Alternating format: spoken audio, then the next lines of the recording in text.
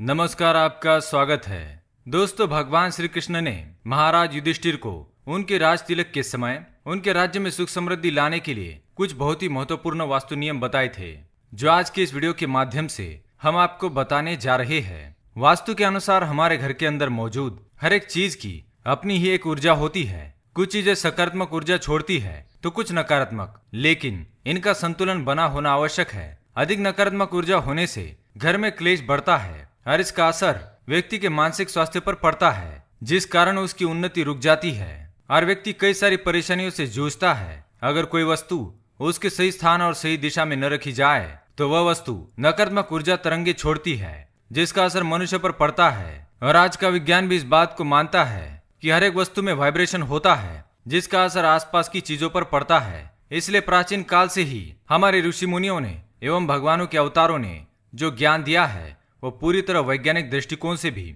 सही है। दोस्तों, महाभारत के अनुसार भगवान श्री कृष्ण ने महाराज युधिष्ठिर को 5 ऐसी शुभ चीजों के बारे में बताया है। इन 5 चीजों के घर पर होने से घर में सुख संपन्नता बनी रहती है, साथ ही घर में सकारात्मक ऊर्जा भी भरपूर मात्रा में प्रवाहित होती रहती है, जिससे घर में रहने वाले लोग सदैव प्रसन्न रहते हैं और ऐसे घर में माँ लक्ष्मी धन रूप में सदैव निवास करना पसंद करती है।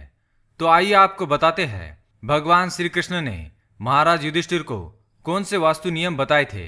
पर उससे पहले अगर आपने चैनल को सब्सक्राइब नहीं किया है तो इसे सब्सक्राइब कर लीजिए, ताकि आप ऐसी आध्यात्मिक जानकारी वाले वीडियो देख सके। भगवान श्री कृष्ण कहते हैं, जिस घर में धूप दीप पुष्प गंध और नैवेद्य जैसे पंचतत्व हो, वहां पर वास्तु दोष की समस्या कभी उत्पन्न नहीं होती।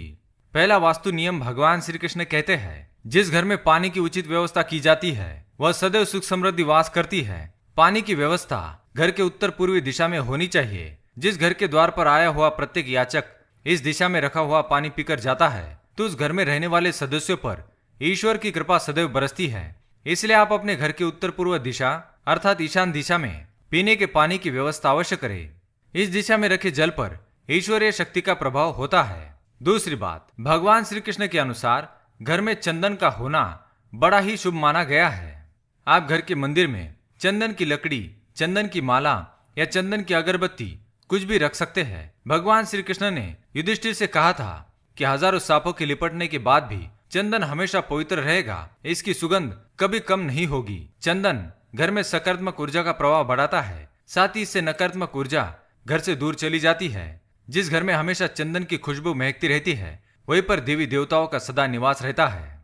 तीसरी बात, भगवान श्री कृष्ण कहते हैं, घर में गाय के शुद्ध घी का इस्तेमाल करने से बहुत लाभ होता है। इसलिए मनुष्य को घी का प्रयोग अपने भोजन में या दीपक जलाने में अवश्य करना चाहिए। ये भी ध्यान रखें कि घर के अंदर घी कभी समाप्त ना हो। साथ ही तुलसी के नीचे रोज घी का दीपक जलाना बड़ा ही शुभ माना जाता है। इससे घर में सुख समृद्धि आती है। चौथी बात, घर में शहद का होना भी बहुत ही शुभ माना जाता है। युधिष्ठिर को सुख और समृद्धि के उपाय बताते हुए भगवान श्री कृष्ण ने कहा था कि शहद एक ऐसा पदार्थ है जो न सिर्फ आपकी आत्मा को शुद्ध करता है, बल्कि इससे घर का वातावरण भी स्वच्छ रहता है। यही कारण है कि पूजा पाठ में शहद का इस्तेमाल सर्वोपरि माना गया है। पांचवी बात, माँ सरस्वती को वीणा वादिनी कहा गया है। भगवान श्री कृष्ण कहते हैं कि जिस तरह माँ सरस्वती कीचड़ से निकले कमल पर विराजमान होती है, उसी प्रकार से माँ सरस्वती का पूजन व्यक्ति को निर्धनता से दूर रखता है, उसकी बुद्धि को शुद्ध रखता है।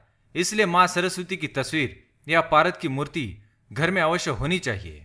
तो दोस्तों, ये थे वह 5 वास्तु नियम जो भगवान श्री कृष्ण ने युधिष्ठिर को बताए थे। अगर यह जानकारी आपको पसंद आई तो वीडियो को लाइक करें और कमेंट में जय श्री कृष्ण अवश्य लिखें। धन्यवाद।